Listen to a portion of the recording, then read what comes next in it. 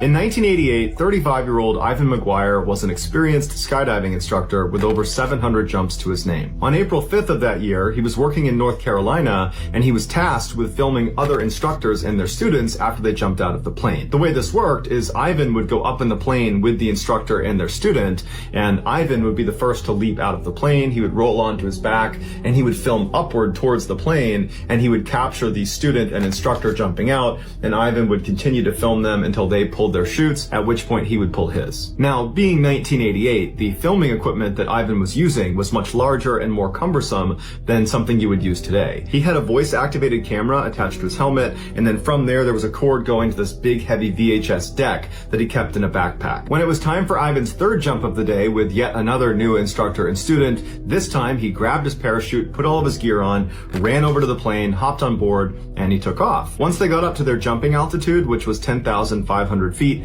Ivan turned on his camera, and the footage shows the instructor and the student kind of getting their gear together, sitting across from him in the plane. The jump master towards the front of the plane slides open the side door. Ivan, who's going to be the first one out, makes his way to the edge. He turns himself upside down, so he's sitting basically with his back outside of the plane. He makes sure the instructor and student are right on top of him, ready to jump out right afterwards. Once they're ready, Ivan falls out backwards and continues to film. You see the instructor and student jump out right afterwards. They're in free fall for a few seconds, and then you see the instructor and student pull their parachutes, at which time Ivan reaches back to pull his own, but he can't find it. For a few seconds he flails, and you can see his hands coming out in front of the camera, and he's trying to reach for his ripcord, and then he realizes what's happened.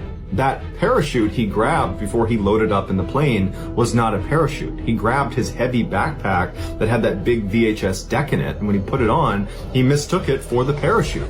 And so now, falling at terminal velocity with no way to stop himself, he begins yelling out, "Oh no, oh God no!" And he keeps reaching back as if he's just gonna find this cord, but there's nothing there. And after a few agonizing seconds, you see the ground getting closer and closer and closer, and then it cuts out. Ivan's body was later found about a mile and a half outside of the drop zone in the woods. His camera and videotape were severely damaged, but they were able to splice it together, and that's why we know what happened in his final moments. An investigation into his death showed the pilot made the same mistake Ivan did.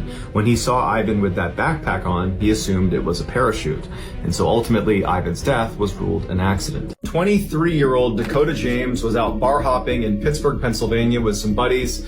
At some point, he was tired, and so he decided to walk home. A CCTV camera has a clear shot of Dakota James after he left the bar, walking through a plaza. He's on his phone. No one seems to be following him. He seems like he's okay. He's not stumbling as he makes his way home. The next day, when he didn't show up for work, that was so out of character for him that his work immediately called the police, notified his parents, and this massive search is launched. But unfortunately, nothing turns up. 40 days after he had gone missing, his body was found in the Ohio River 10 miles away from where he had been missing. And the general theory became, when he was walking home after that CCTV camera picked him up, he must have stopped by the water to relieve himself, fell in. The water was so cold at the time that he would have gone into shock and then basically been doomed, and then he drifted 10 miles to this location. But there's a couple big issues with that. Number one, in order to get from where he went missing to where he wound up, he would have had to go through this dam. And the dam is this very violent section of water where if a body were to go through there, it would get ripped to pieces. But when they found his body, it was clear he had not gone through a dam. In fact, his body was pristine. It looked like he hadn't been in the water for very long at all, despite 40 days elapsing since he had gone missing. When his toxicology report came back, he had alcohol in his system as well as a high level of GHB, which is a very powerful sedative. And like you'll see in many of these cases, he had no water in his lungs, but this was ruled an accidental drowning. The family was unwilling to accept that as a cause of death, so they went out and hired a world-renowned forensic pathologist named Dr. Wecht to come in and analyze all of the evidence, look at the autopsy report, and try to see if there's anything that was missed. And what Dr. Wecht finds is on Dakota's neck, there were ligature marks, as if rope or some sort of twine had been wrapped around his neck, which was later disputed by the other medical examiner who said that was dried blood, but Dr. Wecht swears there was ligature marks on his neck. Dr. Wecht also concluded that there was absolutely no way, based on decomposition levels,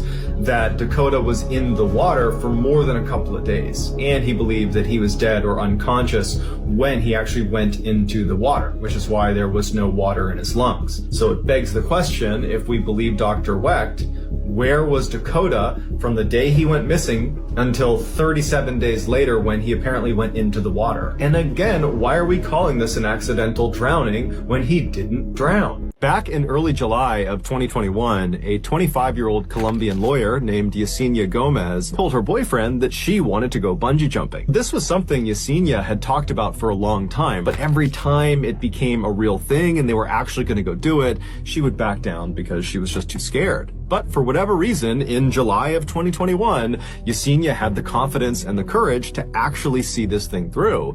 And so her boyfriend called the Amaga bungee jumping company to book a slot for he and Yesenia to jump off of their bridge. So on the day they were supposed to jump, which was Sunday, July 18th, Yesenia and her boyfriend hopped in their car and they drove an hour south to Amaga. And when they got there, they found the walking trail and they made their way out to this bridge. And when they get out to this bridge, they are amazed at the number of people who are already in line on this bridge waiting to jump off of it. But she did tell her boyfriend that she's not about to back down. She's gonna go through with this. And so several hours went by of this totally high stress, anxious waiting period. And then finally, Yesenia and her boyfriend reached the front of the line, at which point the staff members who've been doing this all day long, they signaled the two to step forward and get their harnesses on. And so Yesenia and her boyfriend, they make their way to the edge of the platform. So they're looking out over this ravine, and the staff members are putting on their harnesses and getting them ready. And the whole time, Yesenia, she's starting to get tunnel vision. Her heart is racing. She's totally panicked. She doesn't think this is fun at all. She just wants to get this over with. And then at some point, one of the staff members finally says, "Okay, jump." And so Yesenia jumps. Except it would turn out Yesenia had made a mistake. That staff member who had said, "Okay, jump," was talking to her boyfriend, not Yesenia. However, Yesenia, in her totally panicked state, had just not understood and had leapt, believing they were telling her to jump. However, the staff members had only put her harness on. They had not attached the actual elastic rope to her ankles. And so when Yesenia jumped, there was nothing stopping her from smashing into the ground. And so as soon as she leapt off the bridge, her boyfriend ripped off all of his gear and he ran down the bridge. He leapt over the railing and he ran down the hillside all the way to the bottom of this ravine. But when he finally got to his girlfriend, it was already too late. She was already gone. It would later be determined Yesenia did not die from impacting the ground. She actually died from a heart attack she suffered on the fall down, which means she must have realized after she jumped that she jumped too early, that she did not have the bungee cord attached to her legs.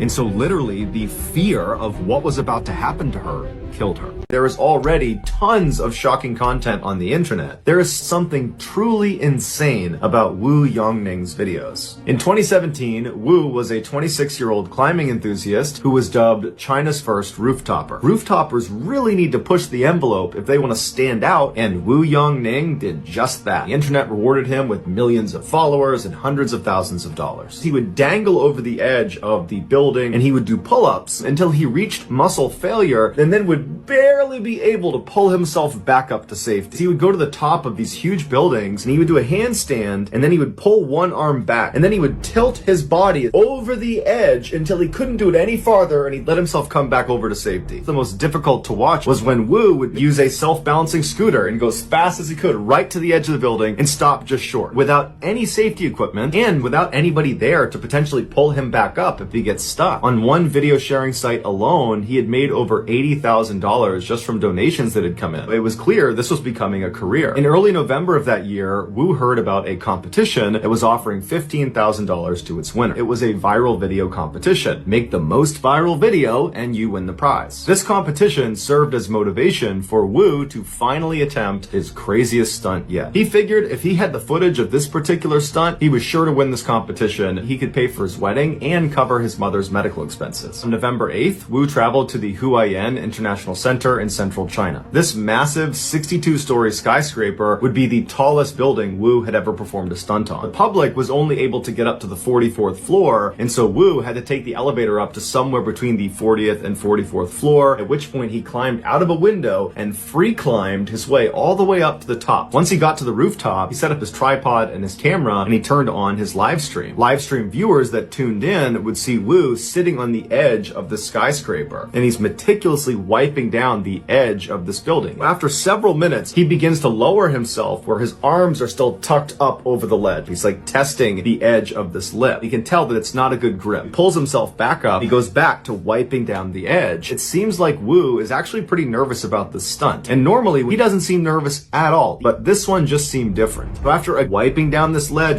he gets himself ready, lowers himself onto his arms, he lets his legs drop over the edge of the building, and then he goes to full extension. And from there, he does 2 complete pull-ups, and then after the second pull-up, he begins to try to pull himself back up to safety. But he's fatigued. He starts to use his feet to try to use the glass to push himself back up, but he can't get a grip. And for the next 15 seconds, Wu is trying to muscle himself up. He did free climb almost 20 stories to get up there. There's nobody up there to help pull him up. He goes back to full extension, and he looks down as if he's sizing up if he can survive this fall. And then he loses his grip and he falls to his death. In 2010, Kayla was a senior at the University of California, Santa Barbara, a big party school. And one Friday evening, Kayla and her friends were at a big party, and Kayla was having a great time, but she was starting to feel really tired. And so Kayla left on her own. Luckily, her house was just down the road, and so she was at her front door in a matter of minutes. That night, her 2 roommates, who were also college seniors, had decided to stay in and just have a nice night with a couple of friends having some wine. And she looked on the closest wall where there was a sofa, and she saw there was a guy laying there with a blanket up to his chin, and his eyes were wide open. She didn't recognize him, but he was staring at her, and she figured, oh, he must be a friend of her roommates. But as she walked across the room, she kind of glanced back at him, and he had pulled the covers down slightly, and he had lifted his head up, and he was staring at her kind of menacingly, and just kind of hustled into her room, shut the door behind her, and locked it, something she never did. A couple of hours later, she woke up to what sounded like tapping on wood. She realizes this tapping sound is the sound of someone drumming their fingers on the outside of her door. And then all of a sudden, the drumming stops, and it's replaced by the sound of this person scratching on the outside of the door. She pulls out her phone and she texts her roommate and says, hey, can you please come out in the living room and take care of your friend who's harassing me? And the scratching is just still loud as ever. And so she texts her other roommate the same message. And now the scratching on the door has stopped, and it's been replaced by jiggling of her doorknob. And so she yells out, hey, stop! But it doesn't do anything. And so she calls one of her roommates, and Kayla angrily tells them, hey, come out into the living room and tell your friend to knock it off. He's totally harassing me. Kayla, we didn't have anybody over last night. Is somebody out there? You need to call the police. Kayla's adrenaline surged, and she very calmly told her roommate, lock your door immediately. And right then she noticed the jiggling of her doorknob and the scratching, and it all stopped. And then after a couple of seconds, she heard extremely loud banging coming from across the house where her 2 roommates shared a room. Kayla manages to dial up 911, and before long there are sirens outside, and Kayla hears the sound of this guy run across the house, and she hears the sliding door open and shut. Police come inside, they search the property, and there's no sign of this guy, and so Kayla and the roommates come outside, and the police bring them over to their side door, and they show them on the outside there was all sorts of scratch marks all over the doorknob and right around the latch. And they said it looks like he was able to jimmy his way into your house through this door. And that's when they noticed there were all these scratch marks and gouge marks all over the outside of her bedroom door. And on the ground was a pair of scissors and a knife. They told Kayla that most likely when she went in the front door, she caught this guy off guard. Maybe he was trying to rob the place. Maybe he had just broken in. Most likely when she made eye contact with him, she became a witness and therefore a target of opportunity. And had she not locked her door, who knows what would have happened. Robert Winters was a 78-year-old retired blogger living in Oregon. In early October 1969, Robert and his 3 sons headed off for their annual hunting trip that they would do at Sparks Lake. They arrived at Sparks Lake and they set up their camp right at the base of this mountain that was a part of the area that they would be hunting in. And for the first couple of days, everything was going great. On October 8th, they found out that there was this big snowstorm coming in later that night. They still wanted to go hunting that day, so they decided that instead of going up into that mountain and hunting up there, they would stay at lower elevation, around where their camp was. So the four of them split up and they took up different positions all around this lake, but they're all in the same general vicinity, and they all hunt for the day, and then they all come back to the campsite that night. Except Robert didn't come back, and as it got darker and the snow started to fall, his sons got really worried, and they went out looking for him, but quickly saw that we gotta get other people involved in this, because this snowstorm's coming in and we don't know where he is. So they call the sheriff's office. The sheriff's department launches this massive search right away, but unfortunately, because of the snowfall, it made searching the area on foot really difficult, so they called in a couple helicopters to scour the area from the air. And it was at this time that one of the helicopters picked up tracks at 7,100 feet right near the lake, and the tracks were actually discounted, and people said that can't be Robert's, because that would mean he would have had to go up almost 2,000 feet in elevation when he and his sons had all agreed we're not going to go higher because of the snow. 5 days after Robert went missing, no sign of him has been found, and the search was terminated. 9 months later, a doctor was on vacation in the same area near Sparks Lake, and he discovered next to a tree up around that area where those tracks had been found by the helicopter at 7,100 feet, he found lying against a tree a rifle, some clothes, a boot, a glove, and a pair of glasses. The doctor informed the sheriff's department, who came out and confirmed that these all belonged to Robert Winters, but oddly enough, there was no blood anywhere on the clothes, and there were no bone fragments or any remains anywhere in the area. It seems very unlikely that Robert, who was a skilled outdoorsman who had hunted this particular area for 20 years and had agreed with his sons that it was a bad idea to go up in elevation because of the storm, defied all of that and went almost 2,000 feet up in elevation, removed his clothes neatly and put them on the ground next to a tree, and then vanished without a trace. But then how do we reconcile those tracks that were seen from the helicopter up near where all of his belongings were found? Unless those tracks weren't Robert's. In the fall of 2002, 19-year-old Gemma Houghton moved into her dorm room at the very prestigious University of Manchester in England. Halfway through her freshman year, she was standing outside of her dorm when this boy she had never met before walked up to her and introduced himself. He said his name was Ian Redmond, he was a senior at the school, and he in fact lived in the same building that she did. This chance encounter would ultimately blossom into a full-fledged romantic relationship, one that would ultimately lead to Ian 6 years later proposing to Gemma on Christmas Eve 2009. And so they get married. What they decided to do for their honeymoon was to go to Seychelles. During the first week of their trip, the couple was very active, spending lots of time exploring the island and going out on different excursions. And so come Tuesday, August 16th, which was the start of their second week and final week of this honeymoon, the couple was kind of tired from all the activity, and they left the resort and headed down to the beach right outside. And Gemma, she laid down on one of the chairs to begin sunbathing, and Ian, he grabbed his fins and his snorkel. He was going to go down to the water and go for a swim. After Ian had finally gotten into the water and had begun his snorkeling journey, Gemma laid back and began to doze off to sleep. Gemma suddenly woke up, and then she heard a male voice calling out for help, and it was coming off to the right, and she saw Ian. Ian was about 60 feet off of the sand, so he's well out into the water, and he appeared to be kind of hunched forward with his arm kind of in the water, and he's waving his other arm in the air. Ian just begins to scream at the top of his lungs. There was a surgeon who was also on vacation at this beach who was in a boat near where Ian was. He hears the scream and he boats over to Ian, and he and the guy who was in the boat with him managed to pull Ian out of the water. They get him on the boat, but he is missing his entire left arm. He's missing the majority of his left thigh, and there was a huge chunk missing from his midsection.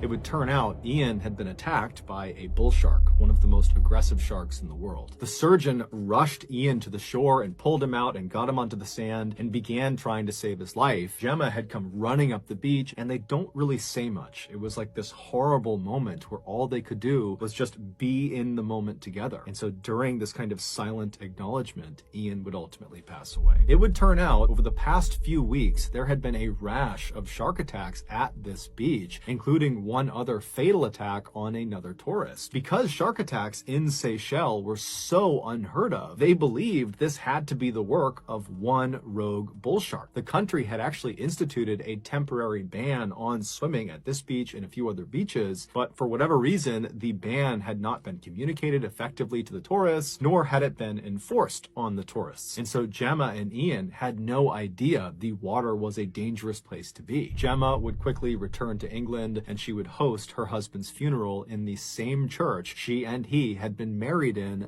10 days earlier. In 2003, a 9-year-old was home alone playing video games when he thinks he hears his cat meowing on the back patio, so he goes downstairs to let him in. He sees a deranged-looking man standing on his back patio howling at the sky, who then quickly looks at the boy. He grabs a fistful of cigarette butts from the ashtray, stuffs them in his mouth before he starts howling at the sky some more. After the police take the man away, they come back to talk to the boy and his family. Turns out the man had severe autism and lived in that boy's house up until his mother passed away, at which time he was transitioned to a mental institution. He broke out of that mental institution to go looking for his mom, which is how he came back to the boy's house. 15 years later, that same boy is sitting on his same back patio when he starts to hear that same meowing sound, and he looks up and it's the same autistic man walking towards his house. Knowing the man's story, he invites him into his house. The man's face lights up, he runs inside and starts crying. He was finally home. The men become friends, and every week Tom goes home to visit. A very outdoorsy teenage girl and boy decided to go camping in Maine. Around 1 a.m. on the first night they were there, the girl wakes up because she has to go to the bathroom,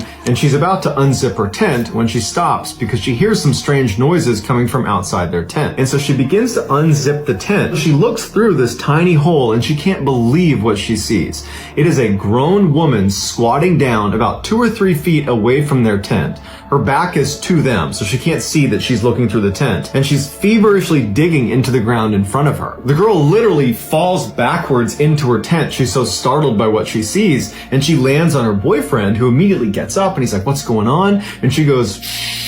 He takes a flashlight and he aims his flashlight directly on this woman, and this gets her attention, and she stops digging and she stands up slowly and she turns around and faces them, and she's got no expression, and she stands there staring at them for quite a while before turning around and just walking away from their campsite. And after a little while, when they were pretty certain she was gone, they open their tent all the way, they go outside, they kind of scan around with their flashlights, and she's nowhere to be found, and they go to where she was digging, and it's just this weird 4-inch deep hole in the ground. There's no rhyme or reason to why she was doing that. And so, feeling pretty confident that this woman's not going to come back, they both go back into the tent, they zip it shut, they get in their sleeping bags, and they're about to go to sleep when they hear someone running towards their campsite. They look out, and now the woman's not digging anymore. She's rummaging through some of their stuff that's outside of their tent. And the way she's doing it, they described as monkey-like. She'd pick something up, look at it, and throw it over her head. And so the boy gets out and he shines a light on her and goes, "You need to leave right now." And at that point, she kind of stops and looks at him like, "Huh, what are you doing here?" And then she gets up, turns around, and walks away. The boy and the girl are totally shaken up at this point, and they decide, we're just going to stay outside until the morning. That way we know she doesn't come back and doesn't steal anything from us. But by about 3:30 in the morning, they've been outside for 2 hours, they're getting cold, they're super tired, the woman's nowhere to be found, and so they finally say, "I think this time she's really gone." They get back in their sleeping bags and they go to sleep. They don't hear her again. The next morning, when they get up and they unzip their tent, they look outside and all of their stuff has been thrown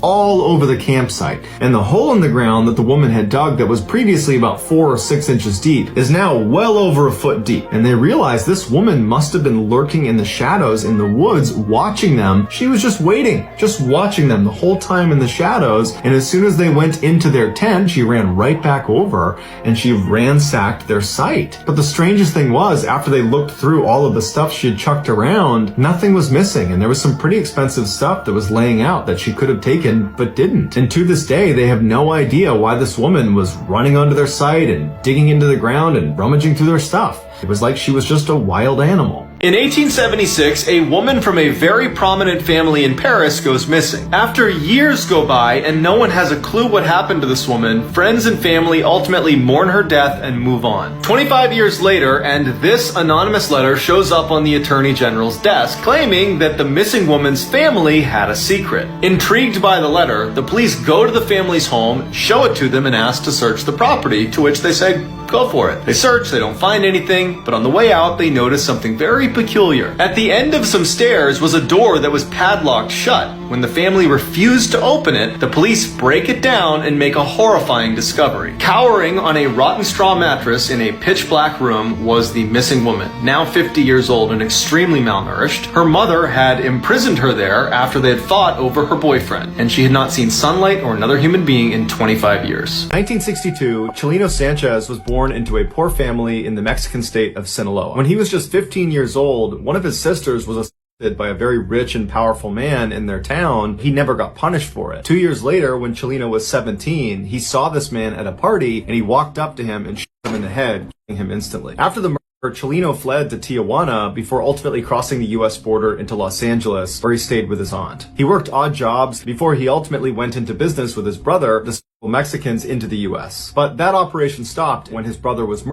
in Tijuana. To commemorate his brother, Chelino wrote a song about him, and he formatted the song in the typical Mexican ballad style called corrido, but his lyrics were graphic and gritty, something nobody else did when they wrote a corrido. Shortly after writing the song, Chelino wound up in jail in Tijuana, Mexico, and while he was there, he would sing the song, and other inmates heard it. Soon, Chelino was being commissioned by all these inmates in this prison to write their songs in exchange for money and for favors. When Chelino got out of prison, his unique songwriting abilities had spread to other criminals and drug dealers and kingpins in Mexico. His corridos pioneered a new subgenre of music called narco corrido for their ties to the industry. By 1991, Chelino was so famous that he actually went on tour, and everywhere he went, the venue would be completely sold out. But the people that would actually come to his performances were often rough and dangerous people. In 1992, when Chelino was performing in California, while he was on stage, this 33-year-old guy rushed onto stage and drew a gun on him, and Chelino drew his pistol and fired at this guy first. And then what ensued was this crazy gun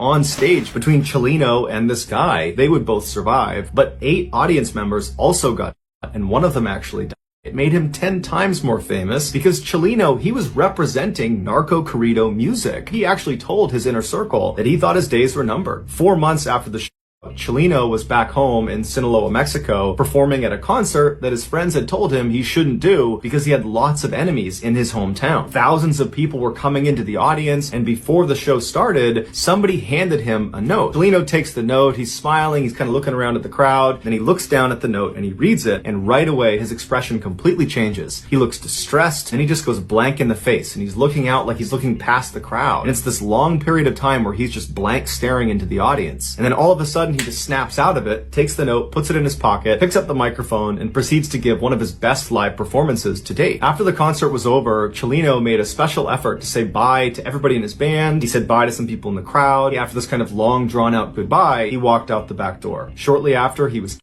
tied up and then shot in the back of the head, execution style. Turn out, that note he received on stage was from his who we don't know exactly who they are still to this day, but the note said, after this performance, we're going to kill you. During World War II, the Russians wanted to find a way to keep their soldiers awake longer, so they came up with this awful experiment where they took prisoners of war, put them in a gas chamber, and then exposed them to experimental drugs to see how long they could keep them awake for. Initially, the drugs seemed great. The first 4 days, the subjects were agitated, but were normal. By day 5, they stopped interacting with each other and began acting extremely paranoid. On day 9, one of these subjects screamed for so long that he tore his vocal cord. On day 14, they started eating themselves. When they turned off the gas on day 15, all of the subjects began screaming in pain, begging for them to turn the gas back on. When they didn't, they all fell asleep and died.